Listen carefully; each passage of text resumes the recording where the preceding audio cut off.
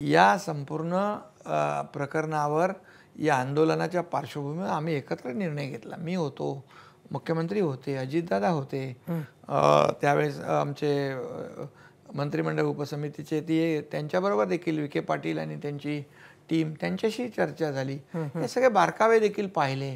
कायदेशीर आम्ही सल्लामसलत केली. ॲडव्होकेट जनरल असतील, यातले तज्ज्ञ असतील, हे सगळं जे काही जी आर काढताना हे सगळ्यांनी मिळून आम्ही विचार विनिमय करूनच निर्णय घेतलेला आहे. कारण शेवटी आम्ही जो निर्णय घेऊ तो टिकलाही पाहिजे. सरकार म्हणून आमची जबाबदारी आहे. कुणाची फसवणूकही होता कामा नये आणि कुणाचं नुकसानही होता कामा नये.